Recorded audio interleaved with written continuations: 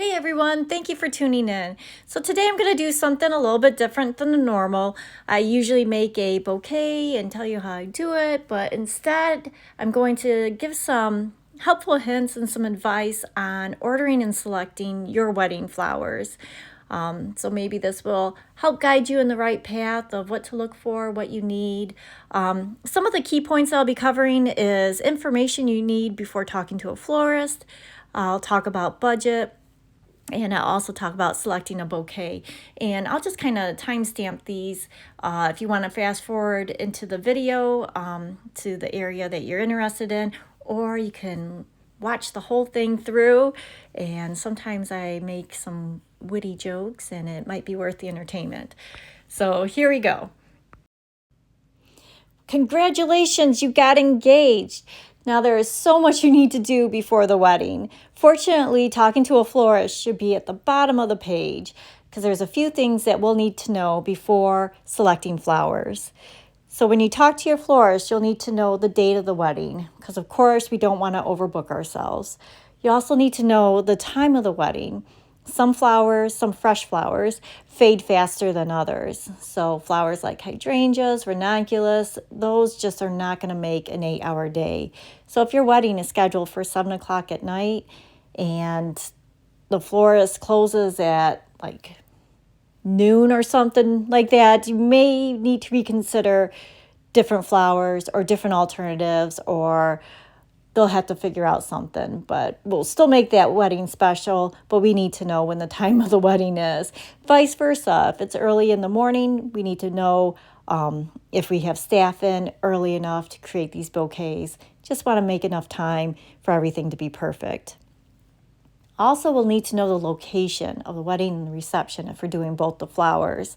I've done some weddings where the churches would not allow flowers on the altar, so we'd have to come up with something different. Sometimes the church has candelabras that you can decorate, and sometimes you can't decorate them. Same with the reception venue. Sometimes you can hang stuff from the ceiling, put arrangements anywhere, and some venues are just really particular about it. So knowing those locations are key in selecting what we can do, what's available to us, etc. You'll also need to know the color of the bridesmaids' dresses. If this is not set in stone, that is fine, just as long as we have some kind of general idea. So if you're looking at pink bridesmaids' dresses, we can help guide colors that would go well with that. Same with if you're thinking like gold, you don't have to have the exact color swatch at that moment in time. Maybe a little bit closer to the wedding, we would want to see that if we're trying to match up ribbons or a specific color flower, trying to get that right shade. But just having a general idea of what those dresses are going to be like, or at least what the color scheme is of the wedding. That way everything kind of ties in nicely together. And we should know the count of everything. So if you know how many bridesmaids will be standing up, how many groomsmen will be standing up, and a count of corsages and boutonnieres that you'll need for family members and friends that will be wearing them. You can make changes to this. I've had some weddings where they added like a junior bridesmaid, or might have added a whole nother bridesmaid to it, or even extra corsages for parents and grandparents and so on, which is perfectly fine. It's expected. But if you could let us know as soon as possible, that helps tremendously, especially when ordering fresh flowers that are specialized to that area. To get them shipped in takes some time, and making sure that they come in looking similar to other flowers that might have already been placed. It's just nice to know that right away so we can order the group together. Hopefully that made sense. Now we move on to the hard part, the budget. If you're having a professional florist do your wedding flowers, I would say at a minimum expect $1,000 on up from there. That would probably get you a bridal bouquet and a groom's boutonniere, maybe a bridesmaid's bouquet as well. Depends on the area and the florist, but you're looking at about $1,000 and on up from there. One way you can keep costs down is to do it yourself. I'm sure since you're on YouTube that you might be a do-it-yourselfer, or at least used to looking up how to do things. There's a lot of videos out there that show you how to make bouquets. Of course, I can show you how to make bouquets too, but it really isn't as hard as you would think to do bouquets. And from there, you can even do silk flowers versus fresh flowers. If you choose to do it yourself and you're doing artificial silk flowers, I would direct you in that path because it allows room for error. You can do your flowers ahead of time. You can get the exact colors that you want.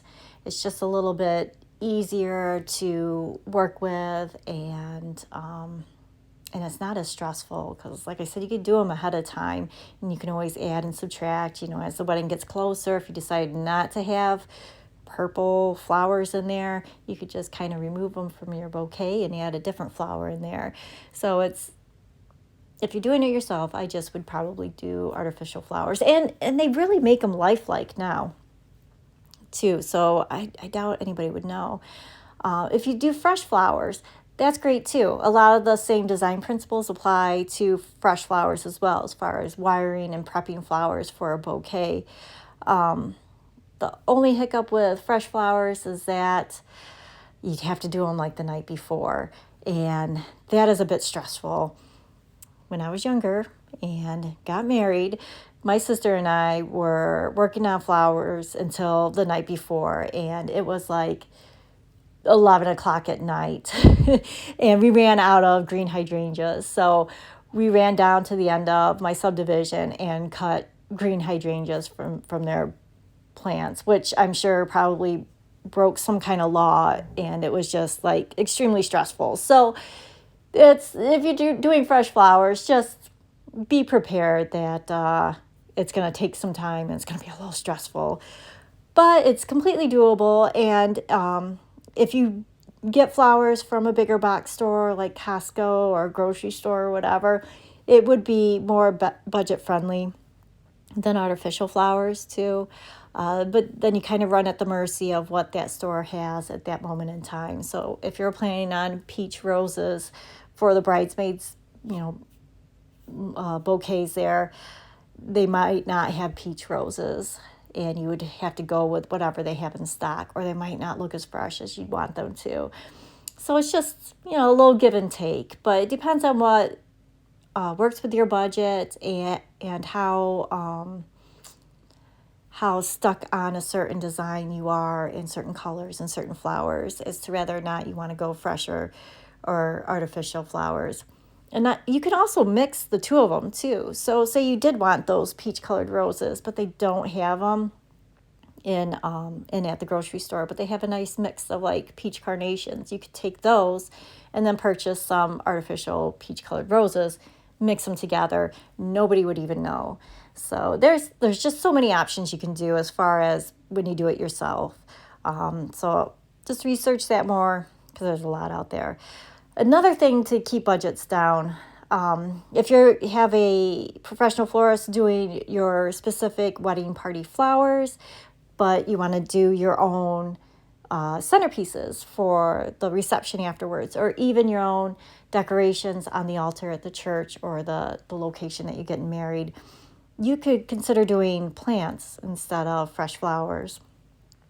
For instance, like if your wedding's in March, it would be super cute to do little shamrock plants as centerpieces. You could even just tuck in a few artificial flowers in there too if you want to give it a little bit of color, or even just putting in a nice ribbon in there if you want to tie in a specific color of the wedding party. That works as well too. So just consider plants as an alternative to actual arrangements. There's so much that you could do with them. Like I said, even at the church on the altar, you can do like large peace lilies with a beautiful bow in the front of it. Those are some ways to save on budget there.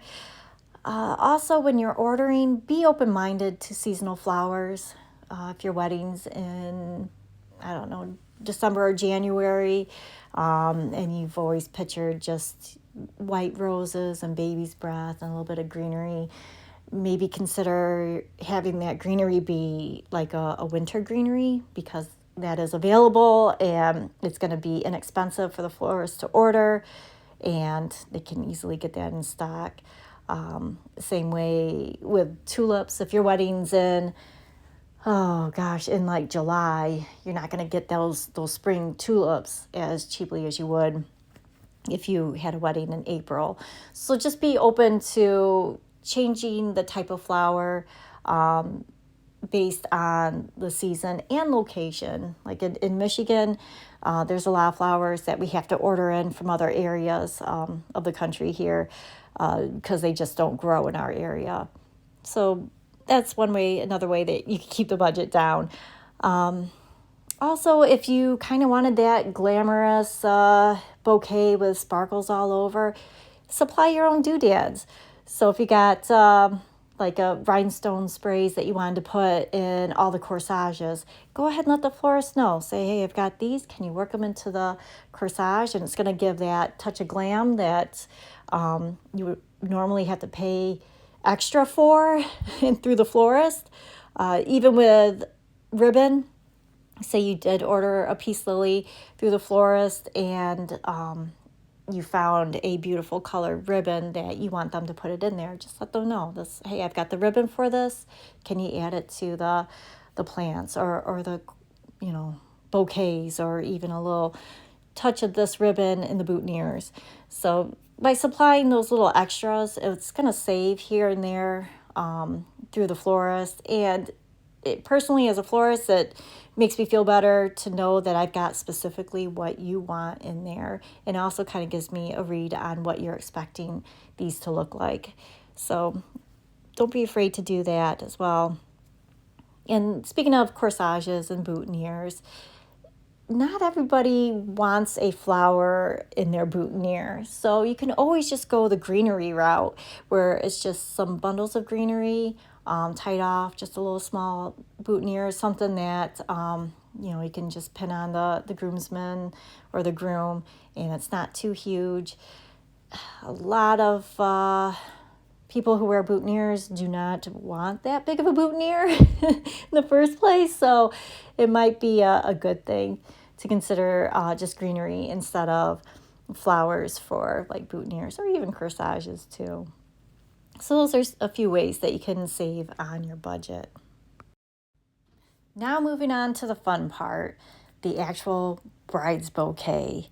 When selecting a bride's bouquet, size does matter, and the floral designer should help guide you in the size and shape of the bouquet that is best for you. Things that they will consider is the shape of your body, the size, and the dress that you're wearing. So if you are a petite person, we don't want to drown you in a very large cascading bouquet. Again, vice versa. If you're a little bit more curvy, we don't want to give you a tiny bouquet, because that is just not going to look proportionately right. Back to my wedding, I made the mistake of doing a too big bouquet. And I guess side note, I have like freakishly muscular arms, and the bouquet that I made was not only huge, it was heavy. So you could really see the strain on my muscles. So a lot of the pictures are just kind of like, oh my gosh. But anyways, you do have to consider in your shape. And if your dress is just very thin, streamlined, again, you don't want like anything that's going to be so huge. It's going to take away from the simplicity of that, elegant dress. And if you've got something that's going to kind of poof out, be a little bit more wider at the base, again, you don't want something small that's going to just look like you're a giant holding a tiny bouquet. You just want to avoid that. So the shape that I love to make and that I like the most is just that traditional round shape. And it works for any size, any dress. Just have to be proportionately either big or small depending on the size of the person and the size of the dress. Probably the most common though is a cascading bouquet. You get those beautiful flowers just rolling off the front. It has a nice flow to it, and same roll with that. Looks good with any size person. You just want to get that size bouquet proportionately right to you. There is also a crescent shaped bouquet. I just recently did a video on that where it's shaped kind of like a croissant. It does break away from the front of the dress. So when you carry it, it kind of drapes over the side of your arms on either direction. That does allow, if you have like a more intricate dress in front, it does allow showing that beauty off so that the flowers are not hiding your beautiful dress that has all this detail in the front. So I'd recommend going with kind of a cascading bouquet if you got one of those very detailed dresses. Another style bouquet is a scepter style. That one's got like a longer stem on it. So it is kind of like a queen scepter where we have kind of a mound at the top and a longer stem. And those are cool for like more showy weddings. I think if it's very, a lot of flowers, a lot of dress, a lot of people, I like to suggest those type of bouquets because it is just a very regal type of bouquet. And then there's also the presentation style bouquet, which is kind of like, I've said before, Miss America receiving her flowers and she kind of drapes them on her arm and, walks down there all teary-eyed and all that. So there's that type of bouquet. That is probably the easiest and most budget-friendly bouquet. You get that nice big show going up the arm. It's easy to carry. It's easy to make. Just kind of lining up flowers and gathering them together. And it has that touch of color. And it's a big show for however many flowers you put in there. So you can do like a 3 or 5 rose bouquet presentation style with some greenery, and it looks like a larger bouquet just because it's spread out, it's spread up the arm, and gives that good show to it. So there's just different styles. You got the traditional round, the cascading, the crescent, the scepter style, the presentation style bouquet. It does all boil down to your personal preference. If you've always dreamed of that cascading style bouquet, go for it. And the florist should be smart enough to adjust it accordingly, to what is going to look best. They are not going to guide you in the wrong direction unless they're a really bad florist. But I like to believe there is no such thing as a bad florist. So just let them know what you want, what you've always dreamed of, what you wish you could have, and they will help guide you in which one's the best for you. So we made it to the end of the video, and I just touched on a few things to help guide you when selecting your wedding flowers. Just information you need before talking to a florist, how to stay on budget, different types of bridal bouquets, and so on. But probably the best piece of advice I can give you is be open to suggestions. The florist is going to ask you a lot of questions, and they are going to give suggestions for different flowers or different colors. And these suggestions are usually based on past experiences. So just kind of keep an open mind when talking to them. They're going to know the availability of the flowers, the lifespan of the flowers, and the colors of the flowers too. So they're there to help you. If you feel like you're not jiving with a floral designer, if you feel like they just don't understand what you want, I would run, not walk, run to another florist, because you're going to want that connection with them. They are creating the flowers for your wedding, which is going to kind of tie everything together. They're going to be that pop of color in your wedding, while the bride is the most glamorous, most important person of that day, next to the mother of the bride. The flowers are really gonna tie in that wedding and be an important part of the day as well. So you really want that connection with the floral designer. Even if it costs a little bit more to go with a different designer than another, I would still go with the one that you're connected to the most. So hopefully this helped you out. Please like and subscribe to my channel. I usually just make bouquets and show you how I make them. I post them out there once a week, so you'll get the first notice that I post out a new video. Also, feel free to leave any questions, suggestions, any thoughts, comments below. I'd love to hear them, and I'm always happy to help the best way that I can. So again, thank you so much for tuning in.